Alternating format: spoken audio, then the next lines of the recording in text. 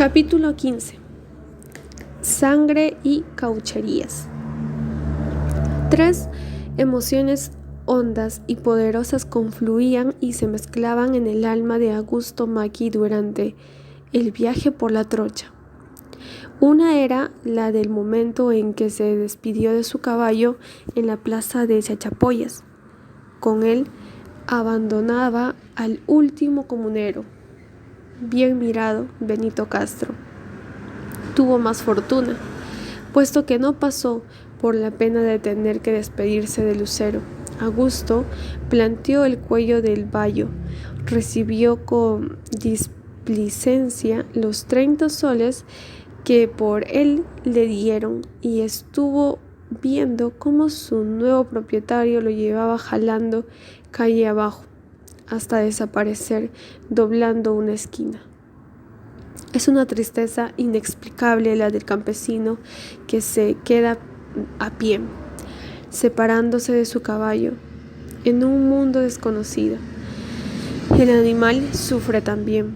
Hay caballos que voltean hacia su dueño y relinchan dolorosamente. Hay hombres que lloran en la hora de la separación. No es un hombre el que se aleja, pero se halla tan ligado a su suerte, lo ha sentido vivir tanto con él, por él, que quisiera retenerlo diciendo la palabra amigo. Mas surgen discrepancias incontrastables, esas vallas pugnaces que señalan límites a la actividad de todos los seres. Y el camino se parte en dos y la vida es otra para cada cual. El caballo no podía ir a la selva, Augusto sí. No relinchó el bayo, sino que encogió nerviosamente su cuerpo y duro y pequeño el golpe fraternal de las palmadas y luego miró al mozo con sus dulces ojos negros. Cuando el comprador tiró la soga, se resistió inquietamente, volteó hacia Augusto como evitándolo e intervenir y por fin, ante el chasquido del latido, entregado a una dolorosa renuncia, partió con paso tardo y medroso. El muchacho no lloró, sin duda porque estaba frente a don Renato, el contratista, quien le fue diciendo desde Cajamarca, donde le adelantó los 300 soles, que la selva necesita corazones de acero. Otra emoción poderosa estaba constituida por la pérdida de los cerros en el encuentro del vegetal. Poco a poco se fueron quedando atrás las costumbres, los riscos, las lomas, las faldas, las laderas, las mismas piedras quedáronse atrás. Crecían los vegetales en el camino. La paja se hizo arbusto, el arbusto matorral y los matorrales magüina y la magüina selva. Augusto volvió la cara al advertir que caía paulatinamente a la cima profunda. Muy lejos en el horizonte se extendía una quebrada línea de montañas azules. Ese había sido su mundo. Ahora tremaba al bosque frente a él, sobre él, como un nuevo mundo, y Augusto lo ignoraba. La tercera emoción poderosa fue la de la carga, cuando comenzó la floresta. Los arrieros que habían contratado a don Renato se volvieron con sus acemilas y una avanzada de caucheros llegó arriando 10 indios selváticos que cargaban los bultos, armas, conservas, ropas, hachuelas, con fuerza y resignación animal y también con su padecimiento, y apenas dábase de cuando en cuando un ronquido. Se echaron sobre las espaldas de los fardos y partieron.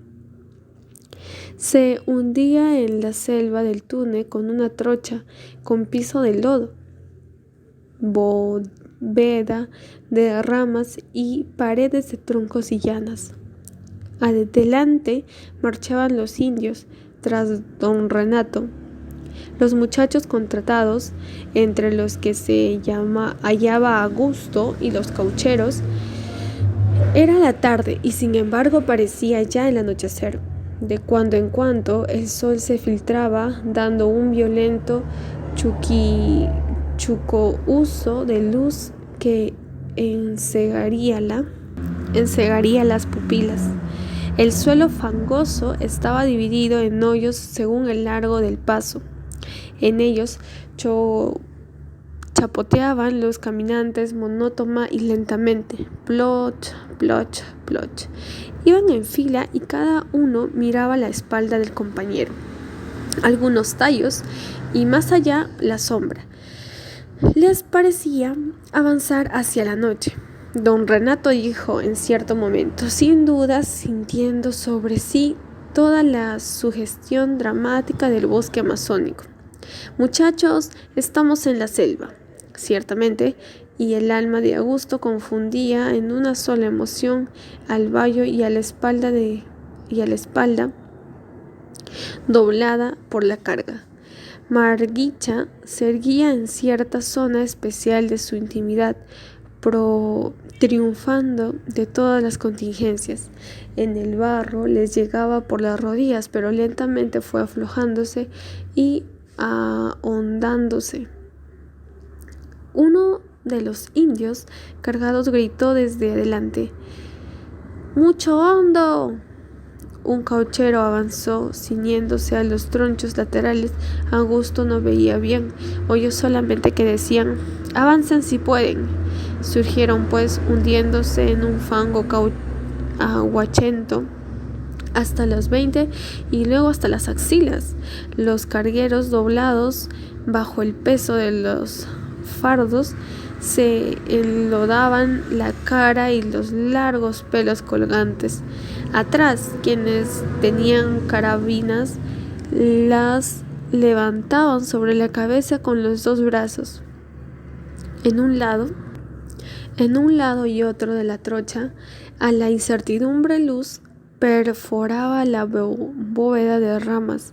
Veíase un aguasal que circundaba los troncos milenarios hasta perderse en una lejanía de sombra. Cuando el barro estuvo otra vez por las rodillas, don Renato dijo: aquí es este charco que acabamos de pasar. Dicen que hay 2 caimanes cebados. Yo, a la verdad, nunca los he visto. Intenten mucho caimán cebado, gruñó el cauchero. ¿Y qué es caimán cebado?, preguntó Augusto. El que ha comido cristiano y como le ha encontrado buen gusto a la carne humana, eso no más quiere. Estaban pues en la selva. Ploch, ploch, ploch. Se hacía cada vez más oscuro sobre la noche y del bosque caía ya sin duda la noche de los cielos. El viento bramó en lo alto, estremeciendo las copas y sacudiendo los tallos. Descendió una lenta y blanda lluvia de hojas sobre las cabezas y los hombros. Acompañaron a la orilla de un riachuelo, llegando a la cual aún pudieron distinguir un ocaso rojo y violeta sobre el sinuoso perfil de la selva, que reemplaza ya el arisco de los cerros. Se lavaron el lodo y el cauchero lento. La noche entoldó un cielo bajo, muy negro, donde latían inmensas y cercanas estrellas. Comieron rodeando una hoguera los caucheros, pensando que ya lo eran también Augusto Maki, y los otros muchachos controlados, y más allá, junto al riacho, formaron un grupo silencioso y muino. Los indios cargueros, algunos tenían túnica gris, otros llevaban solo pantalón civilizado. A la luz de la hoguera podían distinguirse las mataduras hechas en los torsos bronceados por las sogas y las aristas de la carga. Olían mal las llagas supurantes y todo el cuerpo salía un hedor de animales sudados. Parecía que no iba a llover. Se acostaron sobre la arena, los cargados y los demás sobre sus mantas. La hoguera se apagó y las luciérnagas encendieron sus hilos de luz. En el bosque gritaban las fieras y los pájaros. Uno de los caucheros vaqueanos aconsejó a Augusto que no cambiara de postura, pues entonces le haría doler la arena moldeada según su anterior posición.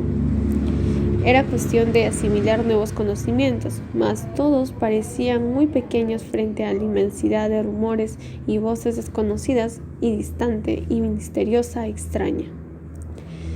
Avisos socundos soplaban levemente su cornetín. Los gigantescos árboles llegaban al cielo para florecer estrellas. Como túnel y todo, la trocha siempre era un camino por tierra, una conexión con el mundo que se dejó sobre la canoa en medio de una corriente poderosa. Augusto Macchi sintió que entraba de veras en una nueva existencia. Las canoas largas y angostas avanzaban en fila cargadas de fardos y hombres. Algunas tenían un pequeño cobertizo de hojas de palmeras. Cuando el río se precipitaba en el vértigo de un rápido, parecía que iba a zozobrar. Pero allí estaban los indios bogas, inclinados sobre el agua y con un gran reino entre las manos, dando los golpes necesarios, de modo que la embarcación cruzaba entre pedrones y correntadas, con la naturalidad de un pez que debiera el capricho de nadar a flor de agua. Árboles y más árboles, en todos los matices de verdes. Llegaban hasta la orilla, no veía sino agua adelante y atrás. Arriba el cielo azul y lechoso comenzaba a nublarse. A veces sí había playas surgidas sobre la arena, un caimán ganoso del sol, que arrojábase al agua con violencia, chapoteo, apenas advertía a las embarcaciones. Gargas pardas y bandadas de verdes loros y extraños pájaros pasaban saludando a los viajeros. Los indios bogas eran incansables y ayudaban por la corriente. Las canoas volaban dejando una estela rauda en pos de un puerto que, sin embargo, parecía nunca iba a llegar. El río corría precipitándose, ondulante, arremándose, creciendo a favor de las afluentes, cercenando recodos torrentosos, mordiendo y descuajando tallos.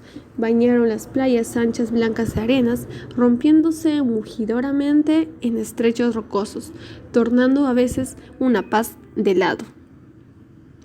lago, enfureciéndose otras con ondulaciones violentas y remolinos de ávido sorbo.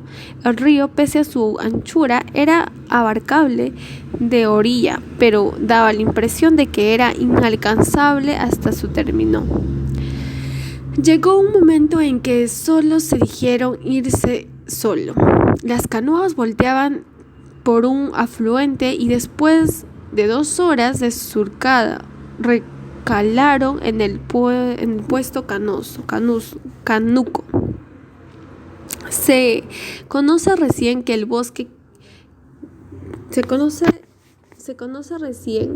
el bosque cuando, agotada la trocha, el hombre entra a este mundo vegetal, donde no hay más huellas en las que él mismo va dejando, y de pronto serán borradas por las hojas que caen. Entonces siente sobre sí el abrazo tentacular de la selva, que debe resistir con lomo firme, pie seguro, brazo fuerte y ojo claro. De lo contrario, morirá de un momento a otro, a manos de unas fieras o de salvajes, o lentamente después de dar vueltas y más vueltas en esa confusión inextricable de tallos, de líneas, de plantas parásitas, de lechos, de raíces, de verdes, de vegetales que caen, de vegetales que crecen, que se levantan, que se abrazan, que se contorsionan y que se yerguen. Unos alzan los brazos clamando en pos de que el sol que baña el follaje alto, otros se han resignado a no verlo nunca y se hunden con una fiera en los troncos vigorosos para chuparles la savia. Los bejucos y las linajas tejen grandes mallas y palmeras ponen una nota de gracia en el vasto mundo congestionado. Son tantas las palmeras, tantas que ningún sabio ha logrado conocerlas todas, féminas y donairosas, junto al gran árbol severo, a la jucia enredadora o al parásito atormentado o atormentador. Ellas elevan sus penachos amables y llaman al hombre para afrontar cocos, un cogollo carnoso y nutritivo, una fibra elástica apta para las hamacas, una hoja con la que se teje el sombrero regional y por fin el supremo bien del rumbo, si es que lo ha perdido. Para eso, inclina su copa en dirección del sol y lo sigue, sabiamente. Por mucho que sobre ella haya follaje espeso, desde que nace hasta que se oculta, el caminante extraviado, si sabe apreciar su gesto, tomará la buena dirección y saldrá del océano abismal. La palmera es la brújula, apuntada hacia el polo de la selva, el sol. Augusto Maki, cauchero del puesto Cánuco, entró al bosque con muchos otros, pero teniendo como compañero inmediato a un veterano llamado Carmoa.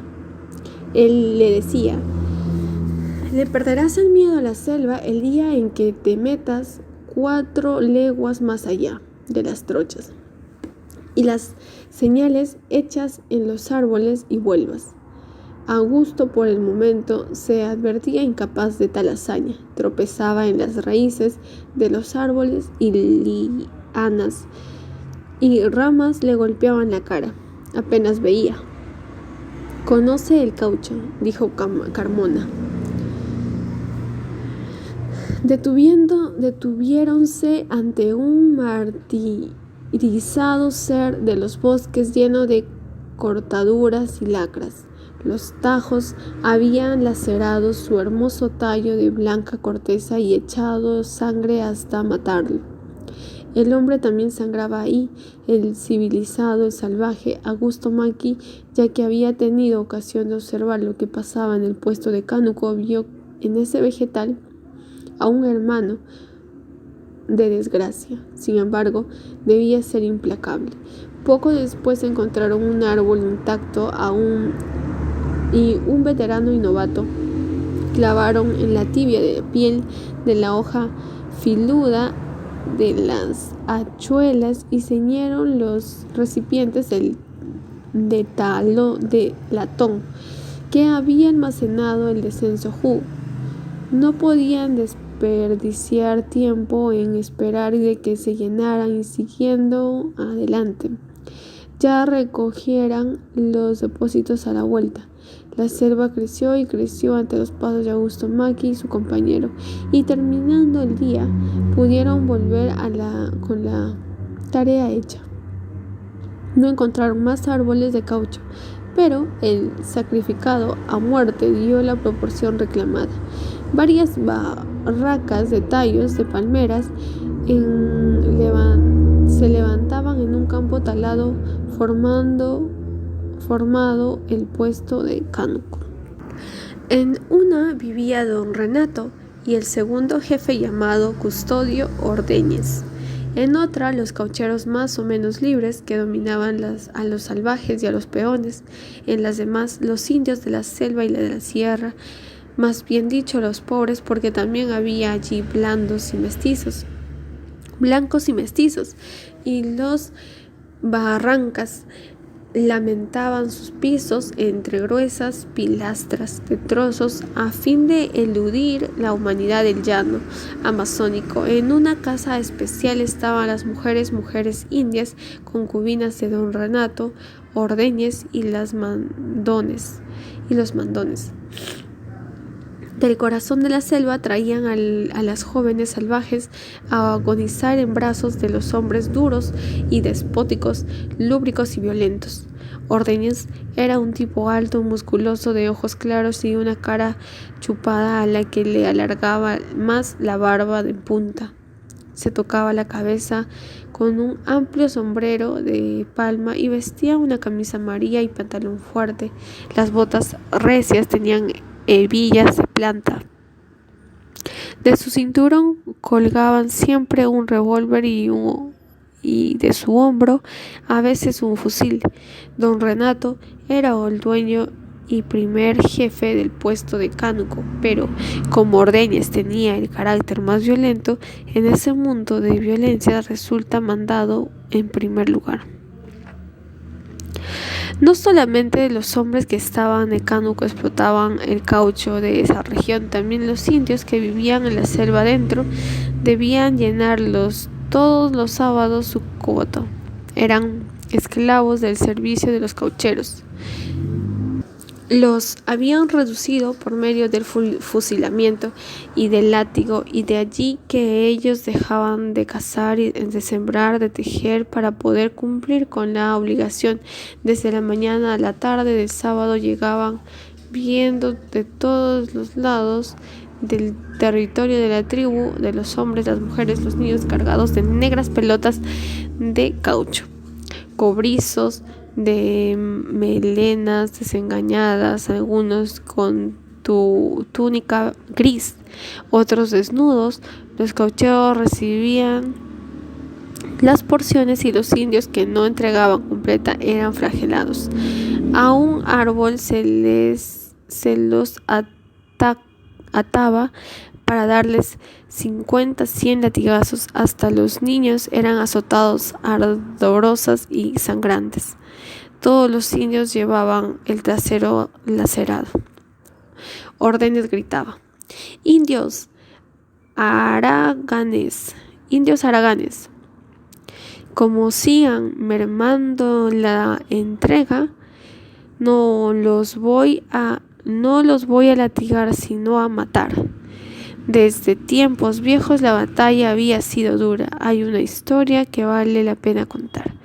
Corría el año 1866, uno de los últimos días de junio. La rueda de un pavor fluvial azotaban por primera vez las aguas del río Ucayali.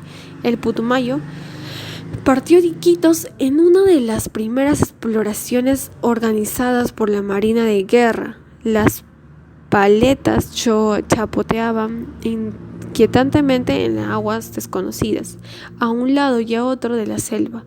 Muchos afluentes, muchos tributarios. De cuando en cuando, las casas de los primeros colonizadores, brava de gente que entró a disputar al indio salvaje y a la selva, y la naturaleza su predominio, y se abría paso hacia un lugar tercamente a golpe de hacha y de fusil. En esos tiempos se negociaba en maderas, pieles, productos de tierra. El caucho no había sido descubierto como una planta industrial todavía. El Putumayo pasó cierto día frente al río de Cachillaco, que quiere decir agua de sal, y era efectivamente de aguas saladas, que producía sal por medio de la simple evaporación. las arrastraba desde sus orígenes, pues nacía en medio de grandes montañas de sal de piedra. En agosto, el empecinado barco, que ya había encontrado muchas balizadas, surcaba el río Pachieta.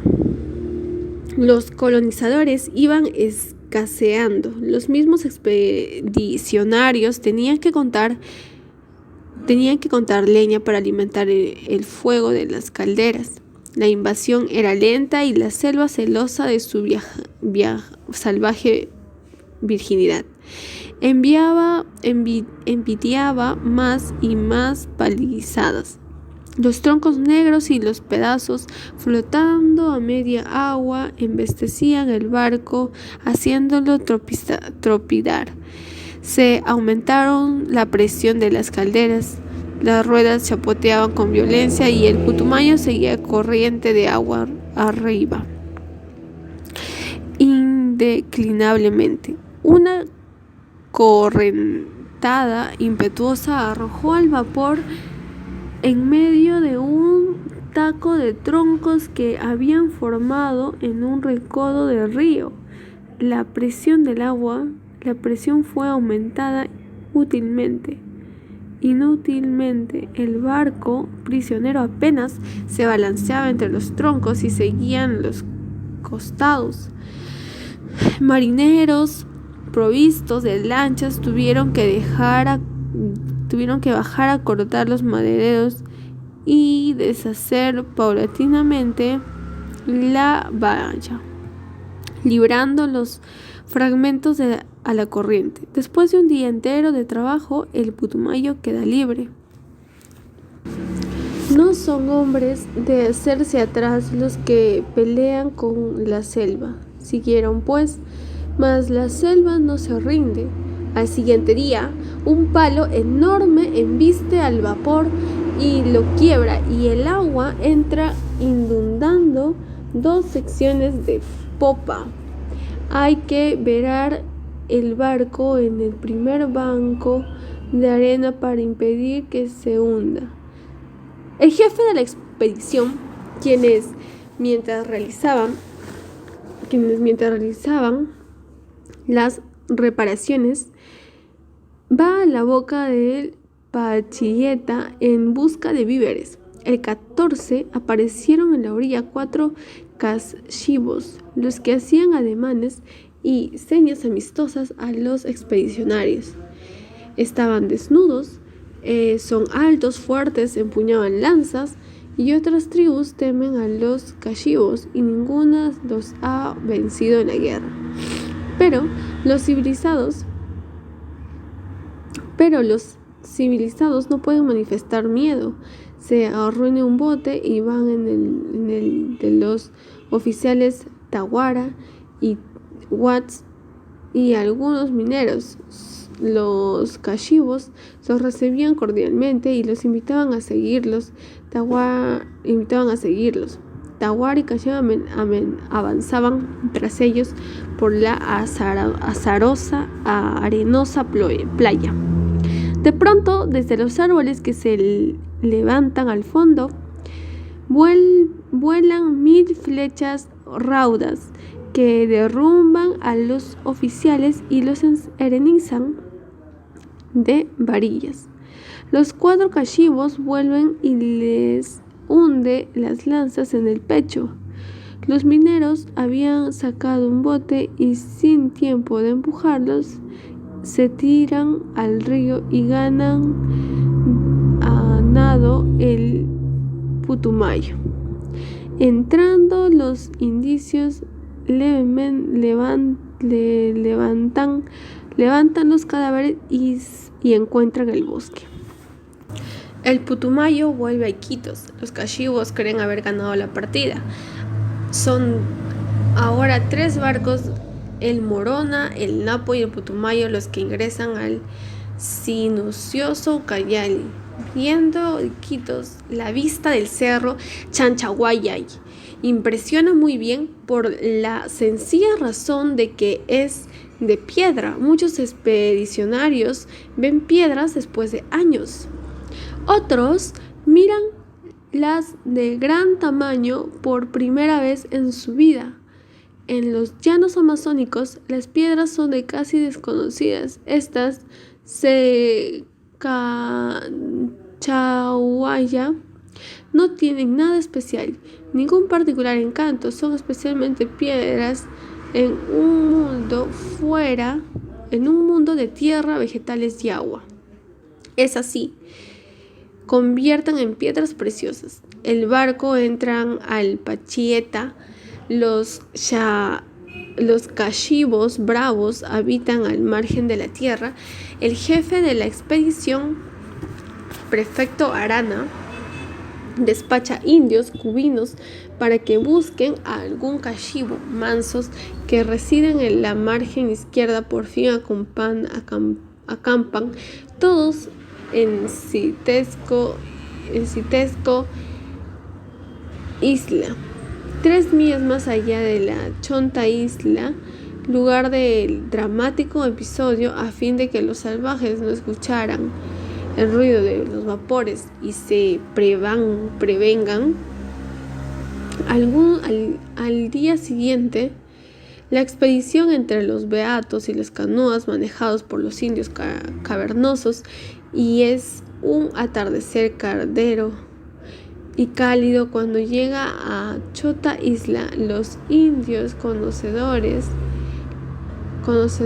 informan que tales casas de los buscadores deben quedar en 2 leguas a la izquierda de la casa, y en la cabecilla es el feroz Yanacuna. Se encuentra conveniente ir de noche para sorprenderlos durmiendo y hacerlos prisioneros. Y entran a la selva los hombres de tropa armados de rifles, 40 indígenas, de los que algunos son cachibos, guías y los demás cobinos, provistos de flechas, que quieren vengar viejas derrotas. El prefecto Arana y 10 personas que disponen de carabinas, y el R.P. Calvo de Santa de la Cruz. Guiados por los salvajes, cuyo ojo vence la sombra, avanza toda la noche sin encontrar otra cosa que árboles y pasadizos obstaculizados por filudas estadas de chonta que los indios han clavado adrede en el suelo para desgarrar los pies de sus enemigos. A las 4 de la mañana, los expedicionarios descubren el bote de los marinos dejaron en la playa, sorprendiéndose de que los salvajes habían podido arrastrar una embarcación tan pesada y voluminosa hasta ese apartado lugar a través de la maraña de la selva. Ya es de día cuando al fin llegan a unas casas. Están completamente vacías. Adelante, cruzan un extenso latanar y, de nuevo en el bosque inculto, se dan con unas extrañas chozas muy pequeñas y alargadas, cubiertas de hojas de palmera que solo muestran pequeñas troneras. Los cachimbos las utilizan para cazar. Como imitan muy bien los gritos y los cantos de los animales, de los pájaros, se ocultan en ellas y lanzan al aire el reclamo del venado, o el arrullo de la paloma, o el mugido del pajuil, que acuden en pos de su ilusorio congénere, acercándose hasta que la tronera parte de bauya flecha que les rinde la vida. Pero tampoco ahí nadie y ningún lado aparecen rastros frescos de indios. De pronto se oye el golpe de su tamboril y orientándose por él llegan a un claro bosque, donde 40 y 50 indios, acompañados de sus mujeres y niños, celebran una orgía. Beben el masato y danzan en torno a una hoguera según sus ritos guerreros. Los cachimbos queman los cadáveres de sus enemigos y luego disuelven las cenizas en masato y se la beben. Los cuerpos de Tabara y Guess corrieron sin duda igual suerte y esas que los postrimerías de la celebración. Hay una escaramuza y los indios huyen dejando algunos metros y 3 mujeres y 14 muchachos prisioneros. Entre las hembras se encuentra la propia mujer de Yanacuna, quien insultando a sus captores con gritos y ademanes se arranca del cuello una sarta de dientes calcinados que arroja a los pies del jefe de la expedición. Esta emprende el regreso y no ha caminado media legua cuando una feroz gritería anuncia la presencia de los indios, que disparan sus flechas y acosan por un lado a otro acercándose con el ánimo de arrebatar a los prisioneros. Caen muchos debido a la temeridad, pero esto, en vez de infundir miedo a los otros, parece acrecentarlos el valor y los deseos de venganza. Yanacuna corre hacia adelante, hacia atrás, dando gritos, disparos, sus flechas alentando a sus huestes. Casi a boca de jarro va a tirar sobre un soldado cuando rueda con la frente perforada. Menos se desalientan los guerreros. La muerte del jefe los enfurece y atacan con redoblado ímpetu. Pero los fusiles y carabines los mantienen a la raya y los expedicionarios avanzan rejando la selva con sangre y cadáveres. A las 5 de la tarde, Arana y su gente se hallan frente a la Concha Isla. Todo el día habían acudido cachivos y la playa abuía de hombres desnudos, de gesto feroz y de flecha pronta. Pero los 3 pavores habían llegado también, pues tenían orden de guardar a la expedición en un sitio. Los indios, ignorantes de las artillería, daban por segura su presa. Los expedicionarios no podrían pasar. Los barcos pusiéronse en línea y en el momento culminante, cuando los indios esperaban ensartar con 1000 flechas a cada uno de sus enemigos, dispararon los cañones a un tiempo y los ecos y nuevas andadas repercutieron como truenos en la selva.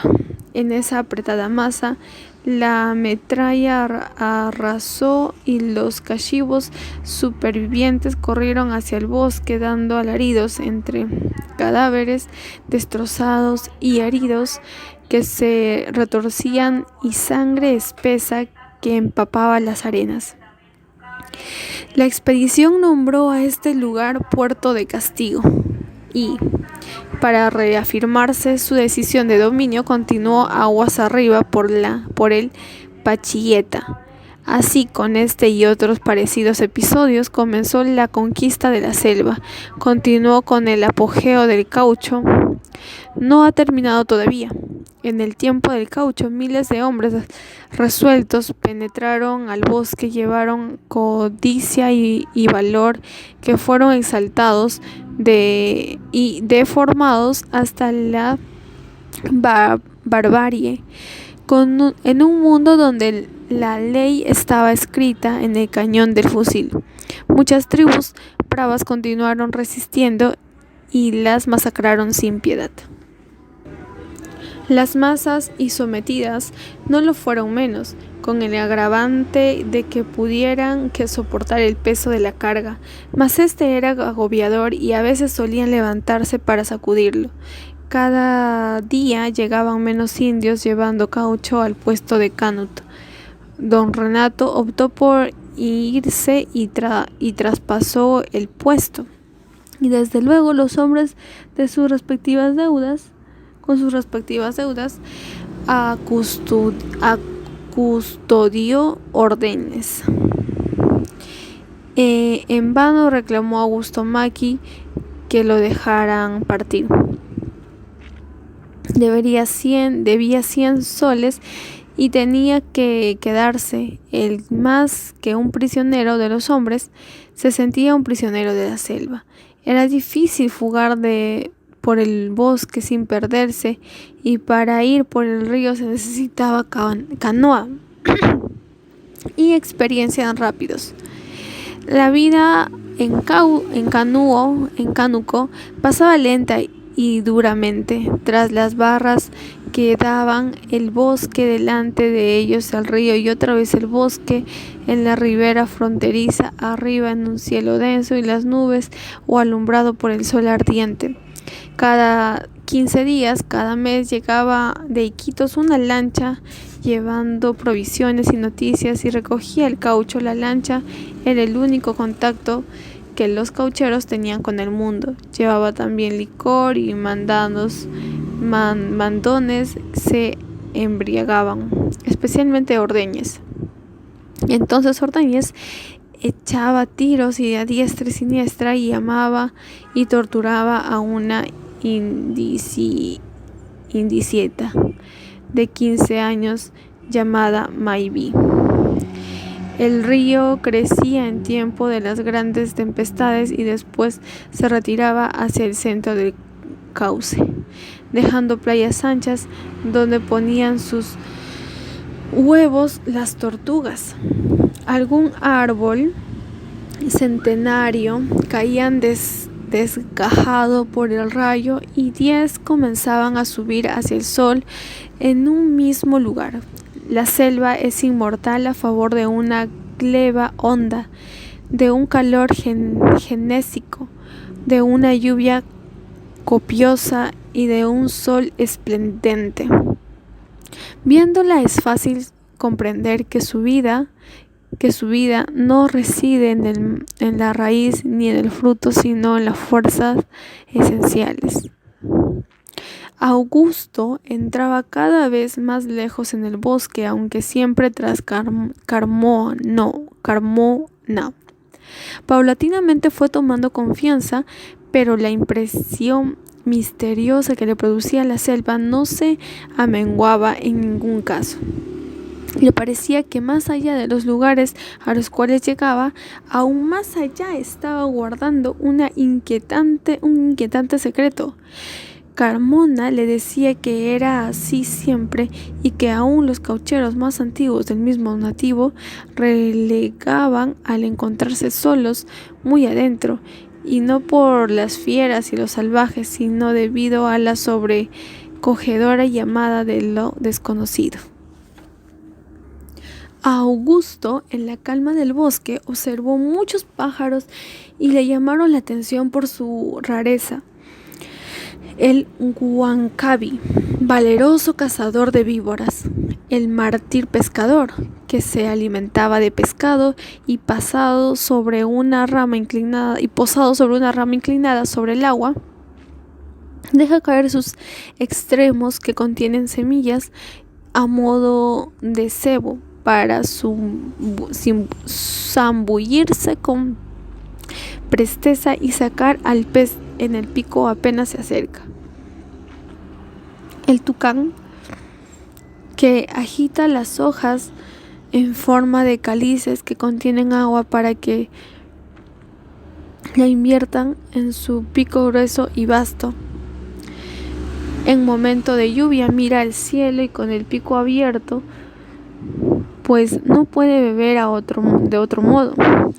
Las mariquitas de canto alegre y dulce que vuelan en bandas orillando los ríos. Estas eran las aves más visibles. Ahora, las otras vivían en el alto follaje soleado de la selva, y en la tarde pasaban ante los caucheros a comer un copo de fuego, o de oro, o esmeralda, o de nieve. Más se sabía de ellas que su alegre algarabía.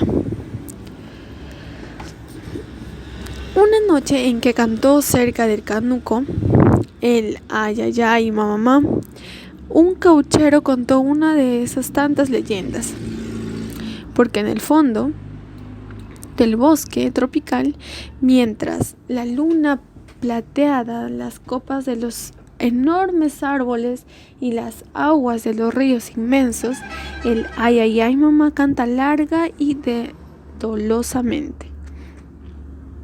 Parece decir: ay, ay, mamá. Es un pájaro al que nadie ha visto y solo es conocido por su canto. Y ello se debe al maleficio del Chuyacchaki. Sucedió así.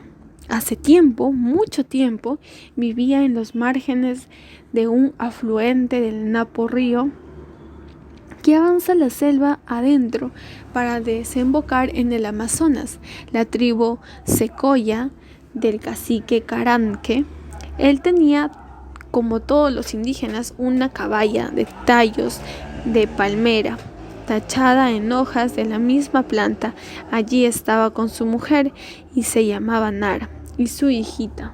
Bueno, que estaba es un decir, pues Corante precisamente casi nunca se encontraba en casa. Era un hombre fuerte y valiente que siempre andaba por el riñón del bosque, en los trinajes de cazar y la guerra, donde ponía el ojo clavaba la flecha y esgrimía con inigualada potencia el garrote de madera dura como la piedra. Patos silvestres, tapires y venados caían con el cuerpo traspasado y más de un jaguar que trató de saltarle sorpresivamente rodó por los suelos con el cráneo aplastado de un mazazo. Los indios enemigos le huían. Nara era tan bella y hacendosa como Caronte, fuerte y valiente. Sus ojos tenían las profundidades de los ríos, en su boca brillaba el rojo encendido de los frutos maduros, su cabellera lucía la negrura del ala del pajaril y su piel la suavidad de la madera del cedro. Y sabía hacer túnicas y mantas de hilo de algodón. La trenzar hamacas con las fibras de la palmera, shambira, que es muy elástica, y modelar ollas y cántaros de arcilla, y cultivar una chacra próxima a su cabaña donde prosperaba el maíz y la yuca y el plátano. La hijita, muy pequeña aún, crecía con el vigor Corante y la belleza de Nara, y era como una hermosa flor de la selva. Pero he allí que el Chuyacchaki se había de entrometer. Es un genio malo de la selva con la figura de un hombre, pero que se diferencia en que tiene pie humano y una pata de cabra o de venado. No hay que ser más perverso. Es el azote de los indígenas y también de los trabajadores blancos que van al bosque a cortar caoba o cedro o cazar a lagartos y anacondas para aprovechar la piel o a extraer el caucho del árbol del mismo nombre. El Chuyacchaki los ahoga en las lagunas de los ríos, los extravía en la intrincada inmensidad de la floresta y los ataca por medio de las fieras.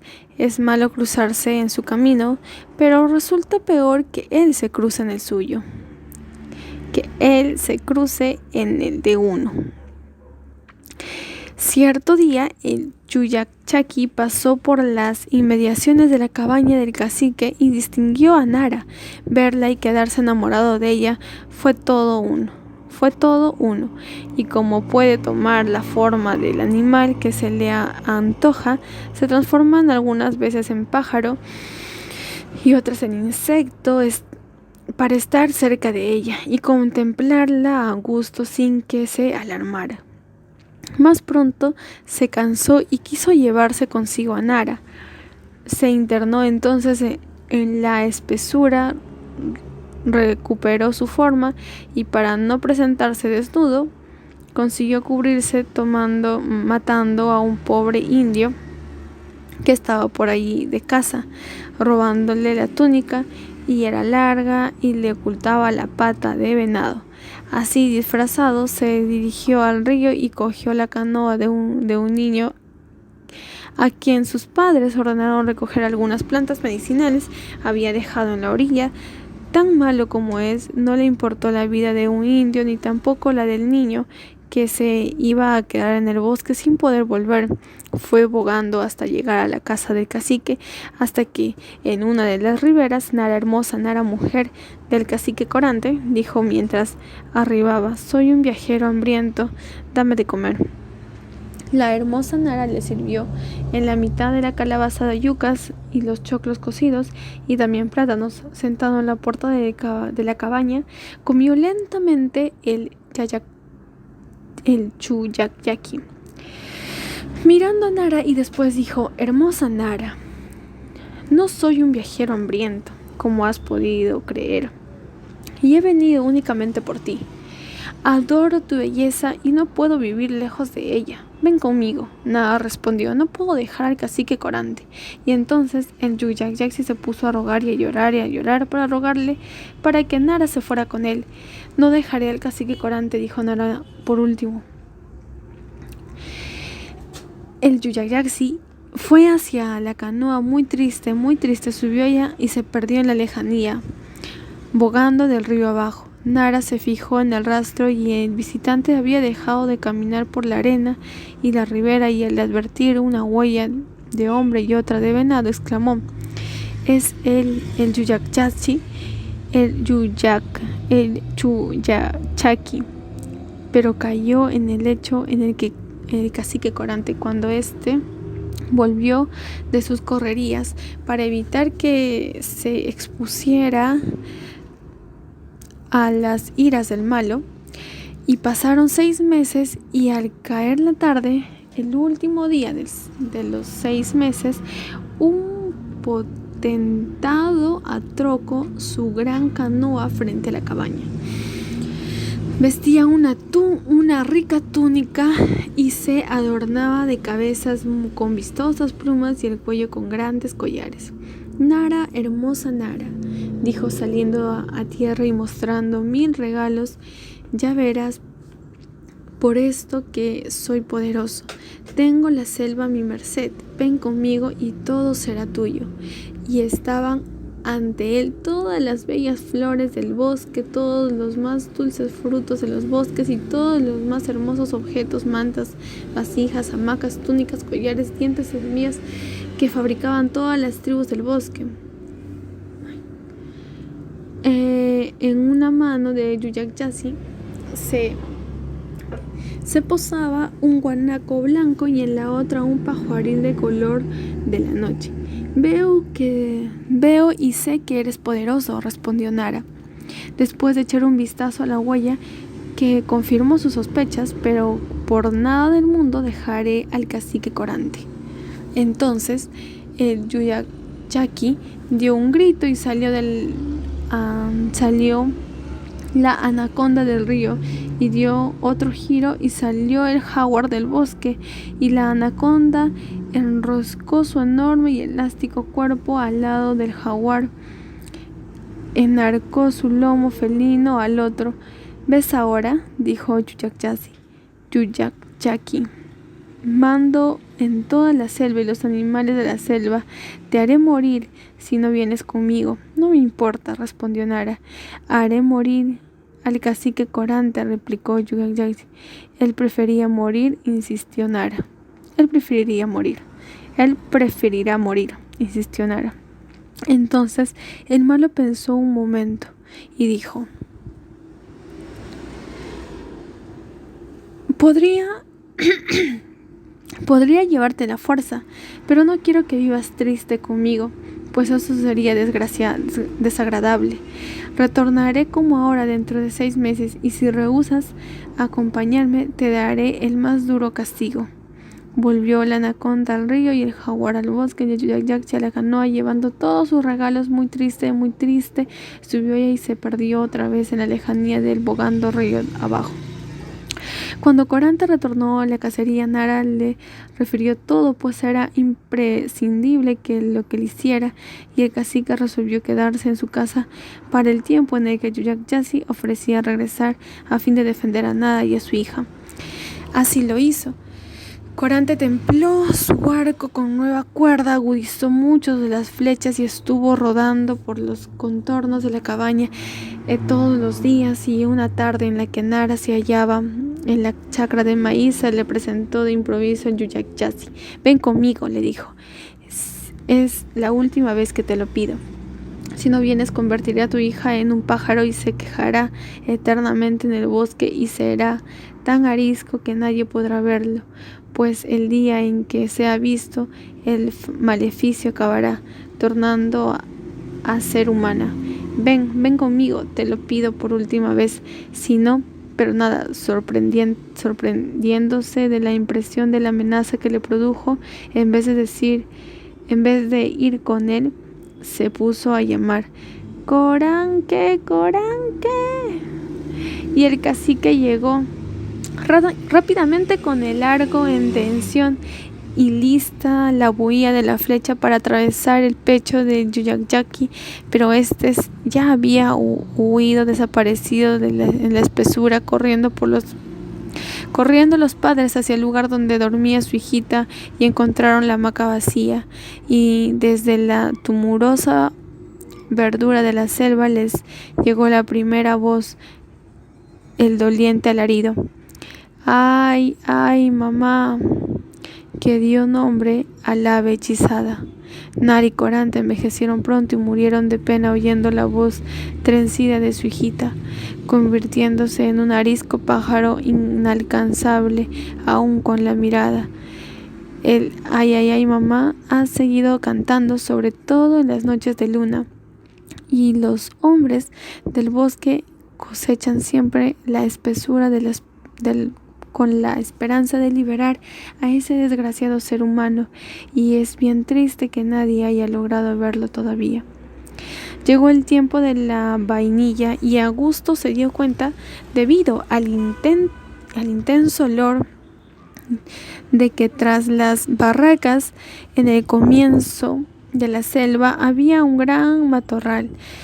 Al comienzo se esparció un olor suave que perfumaba gratamente el viento, pero después fue creciendo e intensificándose hasta marear. Hacía doler la cabeza y daba náuseas.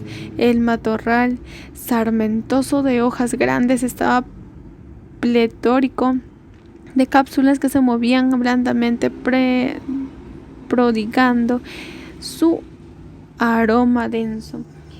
Y a pesar que en la selva atosigaba el nombre, lo que allá en el mundo lejano era buscado para perfumar pastas y bebidas que dieran gozo al hombre, el bosque sobrecarga hasta sus olores.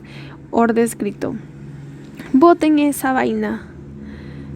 10 caucheros, machete en mano, talaron la vainilla, y a favor de la corriente avanzaron verdes islas aromáticas, perfumando el río de orilla a orilla.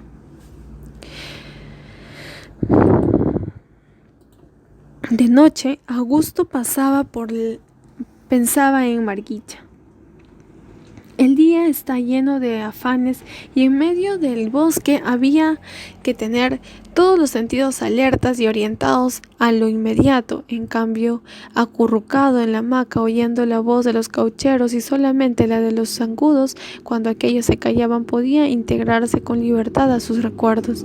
Al principio le extrañó mucho y deseaba impacientemente volver. Después las ditas y la desesperanza le enredaban la voluntad como ceñidas lianas, y ella era ya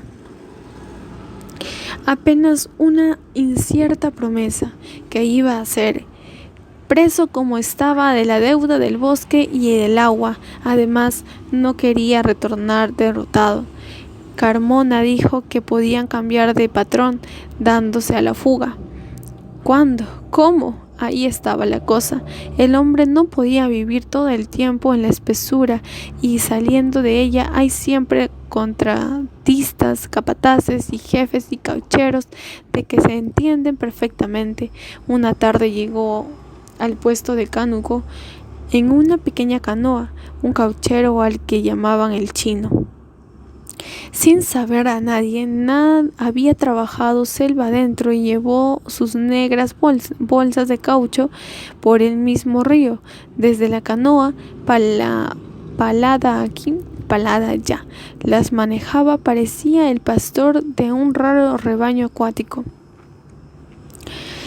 Solamente había perdido 2 piezas en el carril, y el Chino sacó su caucho y se puso a esperar la llegada de la lancha. Órdenes echó al jefe listo a ávidas miradas, propuso ridículos precios y hasta amenazó al Chino. Él no durmió vigilando su tesoro, fusil en mano, y al otro día llegó la lancha. Durante la noche conversó con Carmona y Augusto y les prometió ayudarlos en su fuga cuando volviera la próxima vez. Un cauchero tenía una especie de guitarra hecha de caparazón de armadillo, y acompañándose con ella, sus notas eran cortas y punzantes. Solía cantar. Entonaba adoso a la noche yarabíes, valses y tonadas, doliéndose de los padecimientos del trabajador de la selva. Cuando se bebía unos tragos, bailoteaba en su boca una marinera entusiasta. Ofrécele a esa niña una corona, la bandera peruana, la señora del Amazonas. Oído, me voy al Yarabí. Quiebra, me voy al Caquetá. Guayayay y sigo andando. Se refería a incursiones llevadas a cabo en los ríos y en las tierras de otros países. Los caucheros peruanos habían conquistado a sangre y a fuego el Caquetá y estaban llenos de entusiasmo, aunque todo resultaba un beneficio del empresario Arriaza y su campaña Amazon River. El Caquetá se hallaba lejos y Augusto ignoraba o comprendía mal esas cosas. Le placía la canción por su optimismo. Flor de alma tan rara en la selva como cierta victoria regida que surgía de lagos y lagunas. Decían que esta era la expresión más hermosa del bosque y que él no había logrado verla aún. De todos modos, le agradaban los cantos, así fueran tristes. Augusto no podía cantar y menos explicarle cuáles eran las causas que se lo impedían. Nara se parecía a Marguicha, pero más se parecía a Maibí. Augusto, cuidando de que no lo notara Ordóñez, solía mirarla cuando ella iba a la cabaña de mujeres a la de patrón. Unas veces pasaba vestida con túnica y otras desnuda. Era hermoso su cuerpo moreno y fuerte, todavía lozana a despecho de los castigos y padecimientos. Los senos se erguían con naturalidad, el vientre manteniéndose terso y las caderas se movían con blando y voluptuoso ritmo. En la cara ancha, enmarcada por la cabellera endrina, negraban 2 ojos de ave azarosa y la boca tenía un leve gesto de tristeza. Nara se parecía a Maibí. Todos los caucheros la deseaban y acaso la amaban en sus sueños. ¿Acaso la amaban en sus sueños? ¿No eran hermosas sus concubinas y otros ni las tenían? Carmona y Augusto solían encontrar mujer en el bosque, entre las indias que buscaban como ellos el caucho, pero no las había siempre y estaban laceradas por el látigo y de todos modos eran muy tristes. Carmona, a propósito, le contaba el tiempo en que estuvo con el gringo Kenzie, misionero entre las aguarunas. Bueno, Kenzie y Carmona, que era su asistente, corrieron verdadero peligro en las serranías de Cajamarca, donde casi los mata una poblada que armó una cura diciendo que el gringo era un anticristo. Felizmente disponían de buenos caballos y no fue galope, sino vuelo en el que echaron. Esto les hizo llegar más pronto a la misión. Los guarunas trataban a Kenzie con cordialidad, oían sus misas de protestantes y sobre todo le ayudaban a consumir las provisiones. Eran muy piadosos. Después, en el tiempo del caucho, defendieron su territorio bajo el Marañón a punta de flecha y lanza. Una vez hasta masacraron a todos los habitantes de un puesto de los caucheros porque el jefe de uno de ellos no pudo devolverles una zanza, o sea, una cabeza reducida, de uno de sus curacas, que le cambiaron por un fusil y el cauchero envió a Lima. Pero vaya, estaban hablando de las mujeres, las guaras. Cuando un hombre de su tribu les vira la mujer, lo castigan con un medio machetazo en la cabeza. Hay tenorios cuyos materiales tenían más surcos que una chacra, pero cuando se trata de un extranjero lo matan. Lo peor es que los indios conocen la infidelidad por el olfato y entonces la mujer tiene que declarar. Carmona se consiguió una amante a la cual poseía en la orilla del río, sobre el lecho de las hojas de palmeras, y luego arrojaban al mismo río. Esos eran tiempos. Ahora el cánuco, las hembras estaban laceradas y marchitas, y Amabí. Amabí era amada bárbaramente por Ordóñez. La lancha llega como de costumbre llevando licor y el jefe de los caucheros se embriagaba más que nadie. Ruge en su cabaña borbotando injurias y luego llama a Maibí o va él mismo por ella. Posee y después la insulta. No me quieres porque eres una puta. Te entregas a los otros caucheros, ahora te voy a componer. La lleva al lindero del bosque y la ata desnuda a un árbol. Toda la noche le pican los zancudos, los mosquitos y los 1000 insectos de la selva. ¡Ay! De modo que amanece con la piel llena de ronchas ardientes y sangre. Entonces Ordóñez, que ha seguido bebiendo, la amarra a la soga al cuello y la arroja al río. Maibí lucha por no hundirse y a la vez que coge la soga para impedir que le ajuste el cuello. El agua le lava la sangre y Ordóñez, después de haberse solazado viendo su terror, la saca por fin y le dice: vete puta y la próxima vez te voy a matar. La muchacha va a su hamaca y a las otras mujeres le pone emplastos y hierbas que le curan la piel. No llora ni se queja, parece que se ha rendido a la desgracia. Esta era la escena que se repetía con más o menos variantes cada vez que Ordóñez se embriagaba. Parecía que el alcohol le hacía aflorar toda una fuerza genésica y destructora que contagia la selva. Pero en la oportunidad el bárbaro cambió de táctica y dijo a Maibí: ahora te dejaré enflaquecer para que no gustes a nadie. Te has fregado conmigo. La encerró en un pequeño cuarto que había junto a las barracas de mujeres y a ellas las hizo vivir al raso.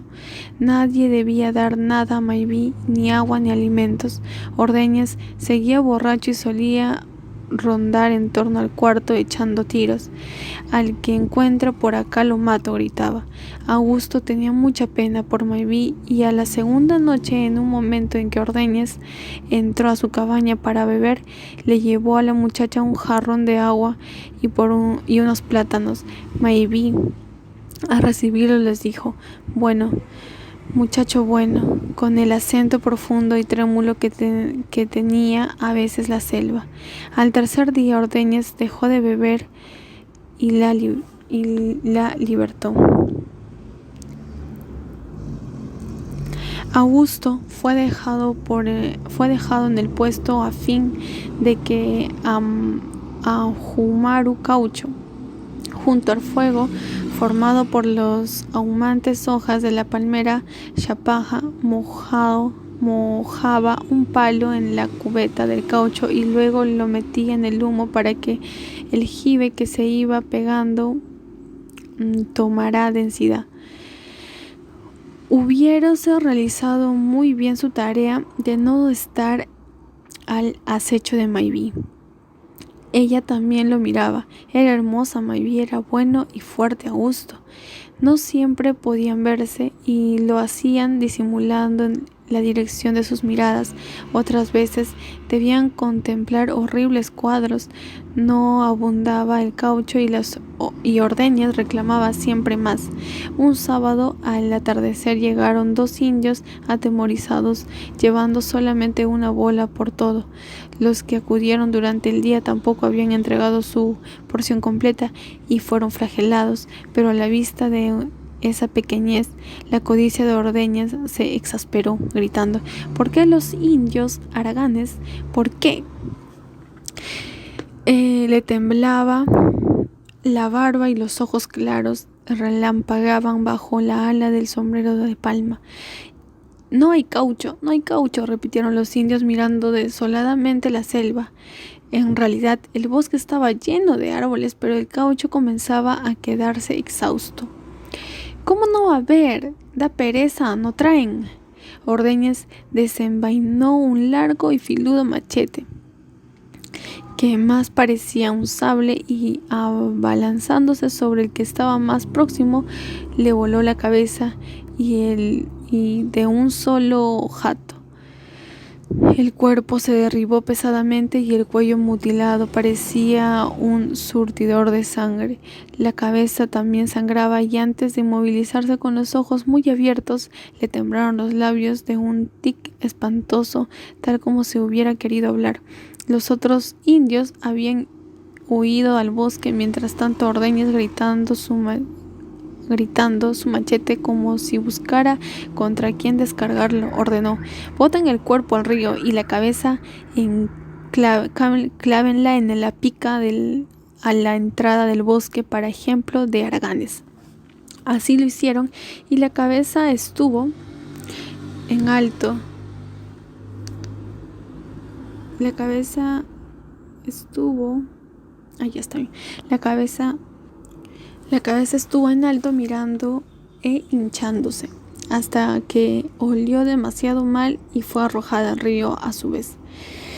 Algo oscuro y trágico parecía arrastrarse por la selva como una culebra. Augusto seguía ahumando el caucho sentado al pie del árbol, y Carmona, de vuelta a sus tareas, se le acercaba diciéndole: la cosa está fregada, oye.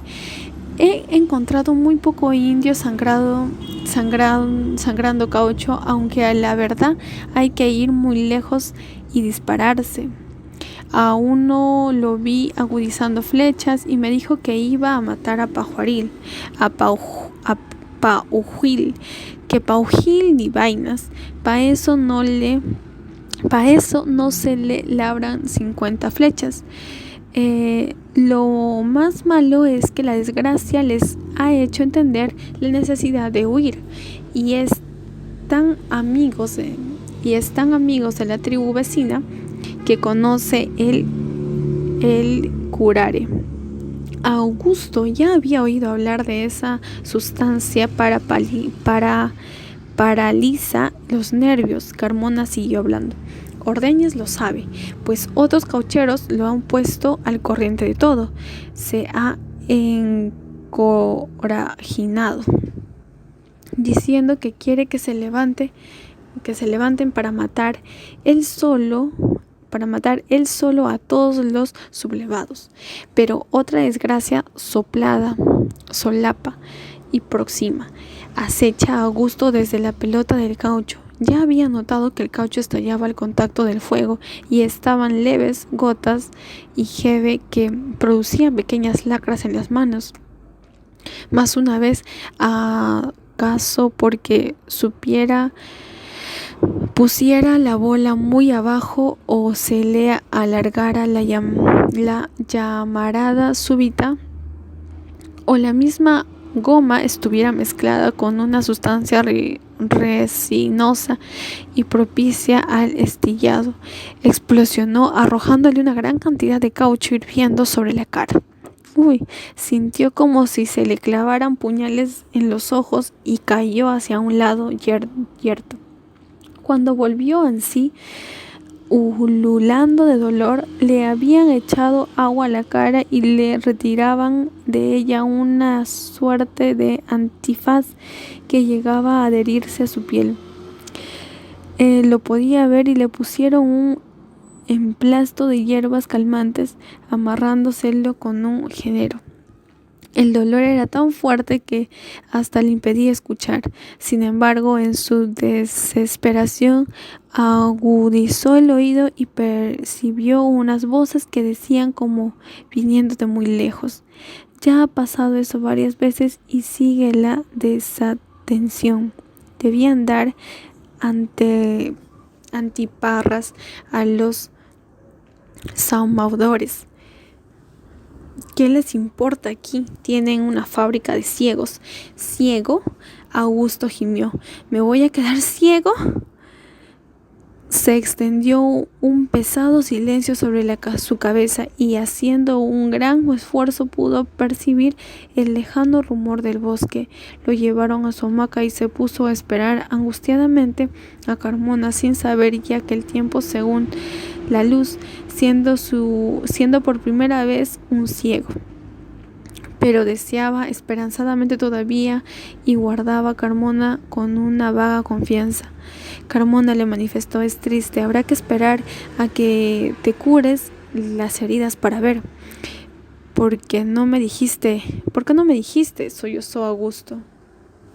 Cierto, murmuró Carmona tristemente, pero estábamos tan preocupados que no consideré si sabías o no de esta mala acción del caucho. Los días que vinieron fueron azorosos e inquietos. Una vieja mujer, sabía que era vieja por el tono de su voz, lo curaba, pero después nadie solía preocuparse por él. Comía cuando Carmona regresaba de la selva. Comenzaron a faltar caucheros. ¿Acaso los indios los mataban en el bosque? Un día jueves no llegó Carmona y Augusto se sintió definitivamente solo y perdido. Pensando en sí mismo, comprendió que el error más grande que cometió en su vida fue el abandonar su comunidad. Por lo demás, sí se endeudó y perdió su libertad. Por lo menos nunca fue flagelado como los otros peones, ni se enfermó jamás, y hasta parecía que iba a fugar con Carmona y el chino. Pero nadie vive en la selva sin recibir su marca de látigo.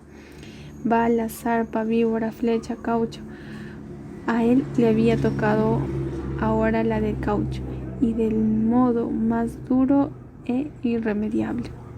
No fue una sorpresa cuando la mujer le quitó la venda y se quedó netamente de cara a la sombra. El día sábado no arribó ningún salvaje llevando caucho. A Ordóñez sentenció: mañana iremos en expedición punitiva. Pero esa misma noche el bosque comenzó a palpitar con un retumbo profundo, colérico y majestuoso. Todos los indios selváticos que habían en el puesto, inclusive Maibí, fugaron.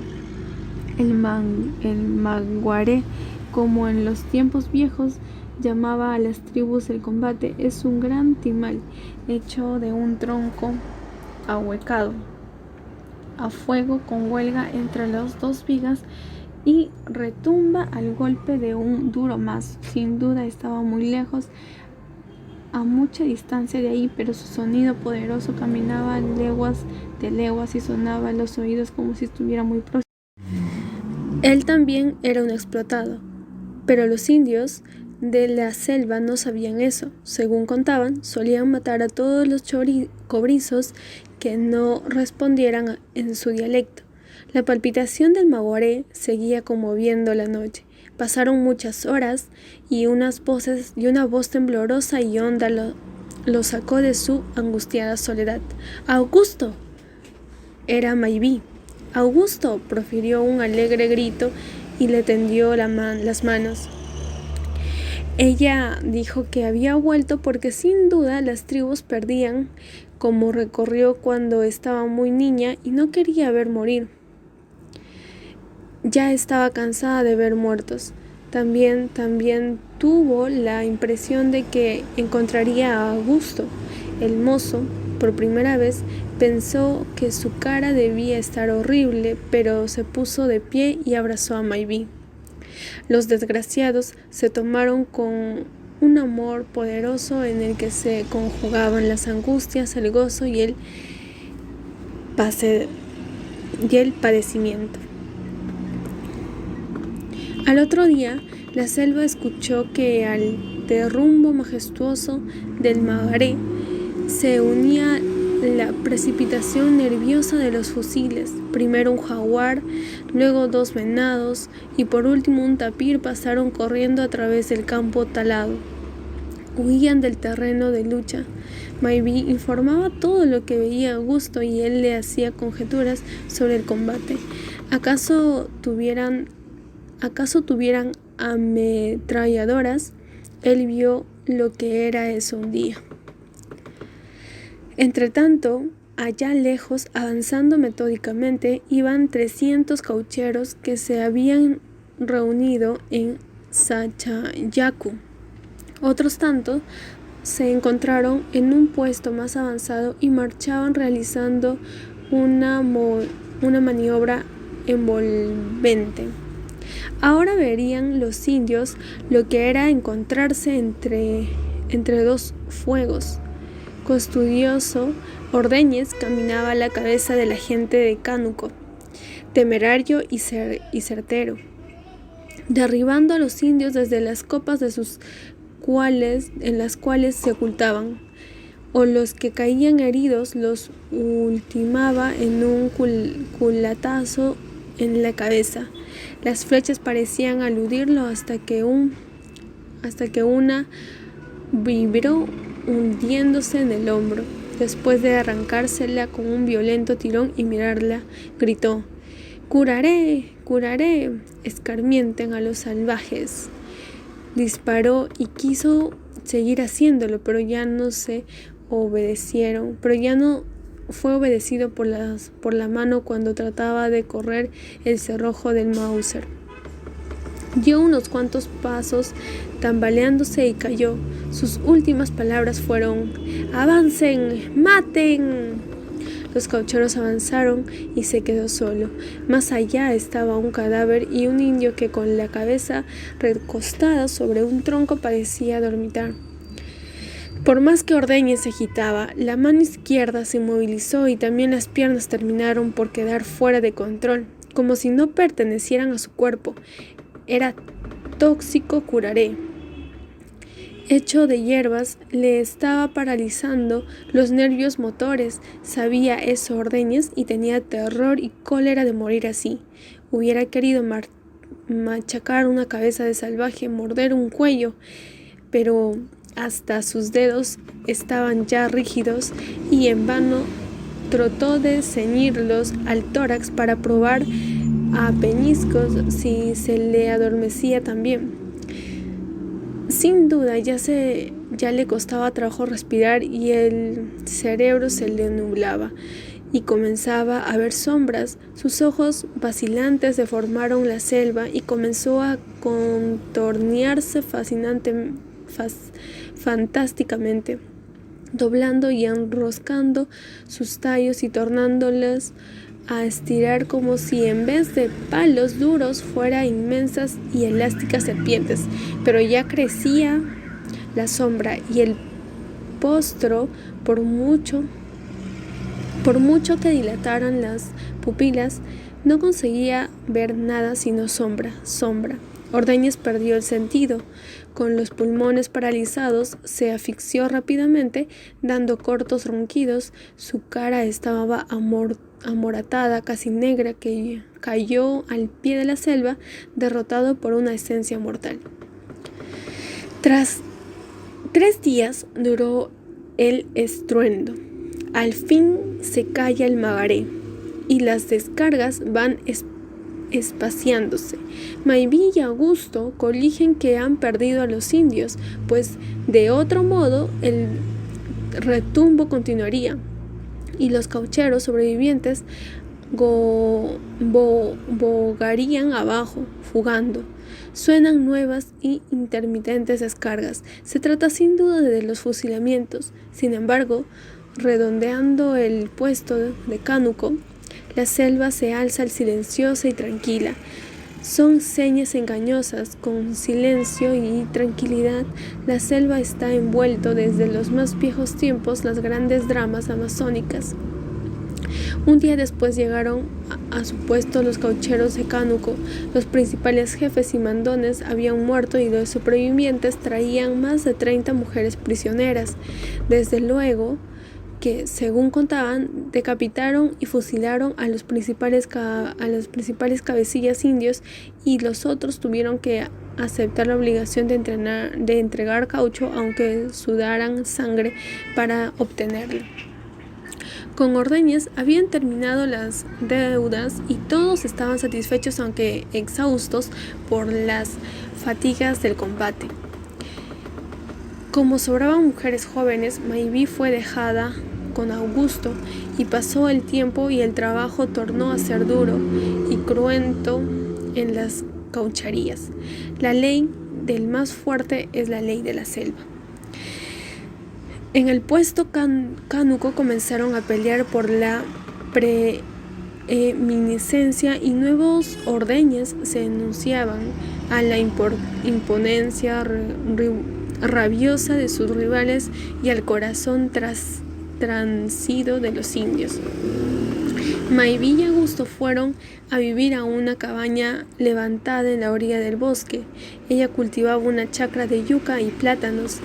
El ciego tenía hamacas y petates de palmera que vendía y canjeaba por objetos útiles a los hombres de las lanchas. En las noches calmas, mientras la inmensa luna del trópico pasa lentamente por los cielos, los bosques y los ríos, Maiví cuenta a su marido ingenuas historias y le entona dulces canciones. Oyéndola, Augusto recuerda el pájaro hechizado que canta en la noche. Maiví es también como un ave invisible que canta en la noche, en su noche.